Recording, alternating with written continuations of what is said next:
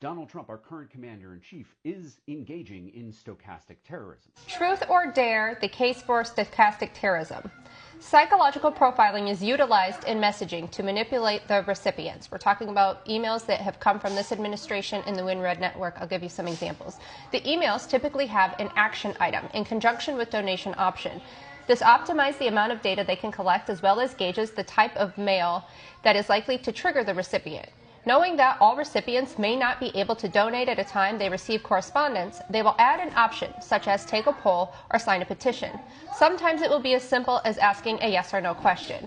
This communicates to the sender that this person is likely to take action, indicating that depending on what messages they receive. The longer I stayed inside the network, the emails began to change. What once looked like political messaging turned into commerce disguised as ideology. Products started appearing in my inbox: tactical gear, survival food kits, knives, even gold coins. At first, they seemed like ordinary junk mail or impulse ads, but the senders told another story. Partner companies of Parler or America First War Room names chosen to blend seamlessly with the political messaging. To test it, my partner, who had never received political content, bought a single Trump coin. Within days, his inbox exploded. The emails that followed were more aggressive, more conspiratorial, and unmistakably violent in tone.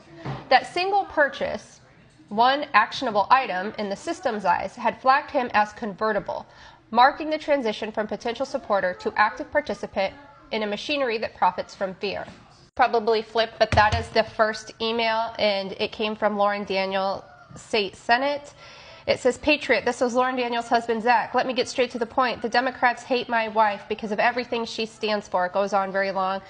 And dear fellow Patriot, did Barack Obama commit treason when he launched a multi-front campaign to destroy Donald Trump, his allies, and cripple his incoming administration? My answer is yes. And then, of course, it goes on to say, you know, they're going to prosecute Susan Rice, Hillary Clinton, James Comey, and you can have the option to say, yes, you agree. Money built the machine, emotion powers it. Every donation page doubles as a psychological test, measuring who will click, who will act, and who will obey. This tactic is not limited to an email inbox, but expands to other media, phone calls, and mail.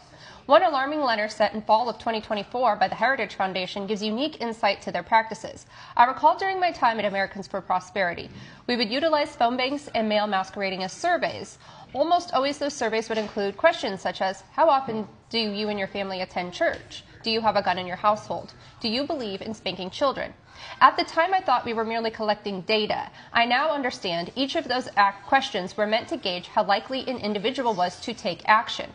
In a letter from the Heritage Foundation of fall of 2024, a 4-page letter accompanied by a 4-page survey hit the mailboxes of millions of Americans. The letter begins, Dear fellow Patriot, what do you think about what's happening at the border and in our elections? Please represent your state and give your opinions on the registered survey on illegal aliens voting in U.S. elections. To anyone familiar with U.S. elections, the letter would raise immediate suspicion. Non-citizens cannot vote in federal elections, and verified cases of voter fraud are extraordinarily rare. Yet, understanding how a person even receives such a letter is key. The first line blares a false claim so outrageous it seems impossible anyone could believe it, but they do. What follows is propaganda dressed as participation, a survey designed not to collect opinions, but to create them. The language is calibrated to trigger moral panic. Do you support plans by the left to give non-citizens full access to free healthcare, free housing, free welfare benefits, and additional subsidies at taxpayers' expense? Heritage election fraud database documents almost 1,500 proven instances of voter fraud across the country. Do you believe it's important to be careful?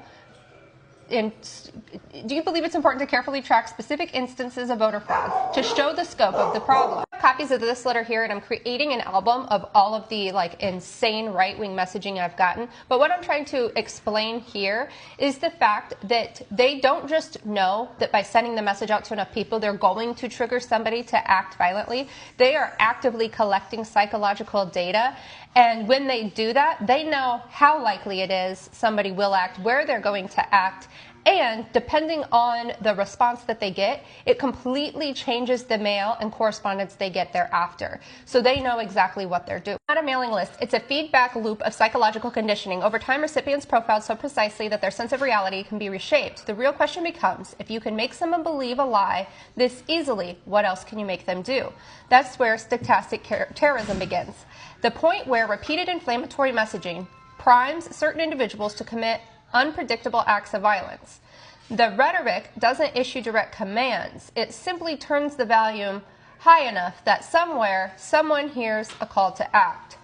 Once the network perfected this manipulation, the tone of its messaging shifted. The emails grew more politically charged, the misinformation more audacious. Packaged as breaking news rather than opinion, the language mirrored that of incitement, crafted to provoke emotional outrage and collective hostility. Over time, those narratives spilled beyond the inbox. Several of the individuals and groups vilified in these messages would later become targets of violence, carried out by self-radicalized right-wing extremists. There have already been countless acts of violence against groups in right-wing media.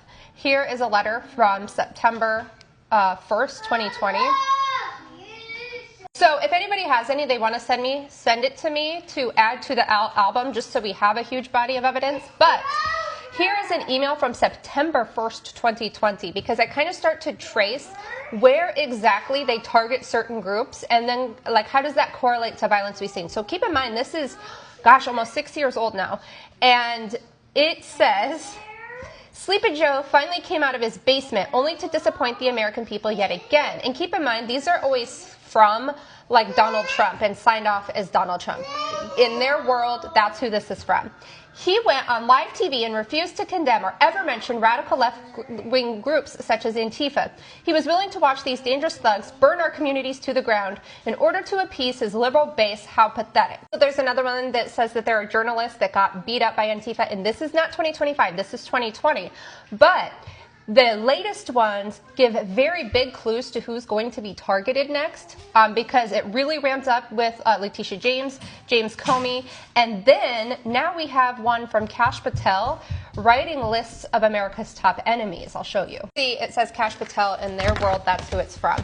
Patriot, do you want to know who the worst government gangsters in the deep state are? I'm naming names, exclamation mark. These people are guilty of lying under oath, illegally spying on the American people, obstructing justice, and using the deep state's two-tier system of justice to engage in witch hunts to punish whistleblowers, just to name a few. Here is my list of the top 6 government gangsters.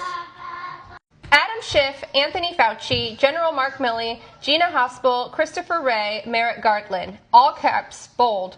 And that's not all. Wait until you see the top 100 government gangsters list coming soon.